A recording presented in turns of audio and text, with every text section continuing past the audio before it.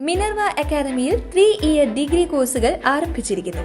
Medical lab technology, operation theatre technology, cardiac care technology, dialysis technology, hospital sterilisation (CSSD), radiology technology, optometry technology കൂടാതെ hospital management MBA കോഴ്സുകളും ആരംഭിക്കുന്നു. Minerva academy. Contact number 9995373833 അല്ലെങ്കിൽ 9895841933. Minerva academy, skill and professional studies.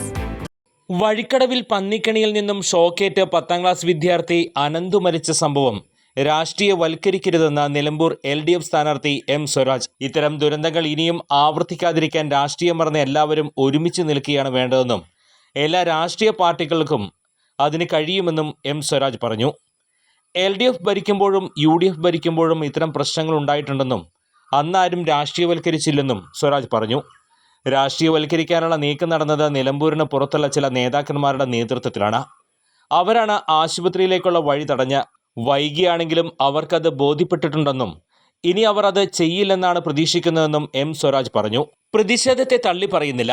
എന്നാൽ അനന്ത് കൊല്ലപ്പെട്ടയുടൻ തന്നെ നിലമ്പൂരിലുണ്ടായ പ്രതിഷേധത്തെ വിയോജിക്കുകയാണ്.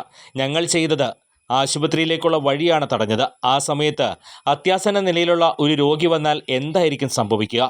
വീണ്ടുവിചാരമില്ലാതെ ആരെങ്കിലും അങ്ങനെ ചെയ്താൽ നേതാക്കൾ ഇടപെട്ട് പരിഹരിക്കേണ്ടതാണ് ആ വിഷയം. അതാണ് ഞങ്ങൾ ചൂണ്ടിക്കാട്ടിയത്.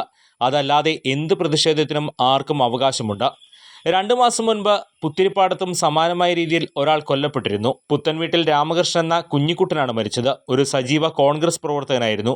സഹപ്രവർത്തകൻ മരിക്കപ്പെടുമ്പോഴുണ്ടെങ്കിലും കൂടെയുള്ളവർക്കും ദുഃഖം രോക്ഷവുമൊക്കെ ഉണ്ടാകും.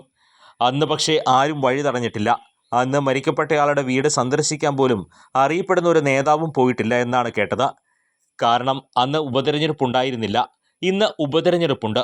അതുകൊണ്ട് വഴി തടഞ്ഞും M. സ്വരാജ് പറഞ്ഞു. അവിടെ പന്നിയെ വെടിവെക്കാൻ ലൈസൻസ് ഉള്ള അതിന് നിയോഗിക്കപ്പെട്ട ആളുണ്ടെന്നും അവർ പ്രതിഫലം ലഭിക്കാത്തതിനാൽ ആ ഉത്തരവാദിത്തം നിർവഹിക്കുന്നില്ലെന്നും M. സ്വരാജ് കൂട്ടിച്ചേർത്തു. കൂടുതൽ വാർത്തകൾക്ക് ഞങ്ങളുടെ ചാനൽ സബ്സ്ക്രൈബ് ചെയ്യുക. ഫേസ്ബുക്ക് ഫോളോ അപ്പ് ചെയ്യുക. വാർത്തകൾ വേഗത്തിലറിയാൻ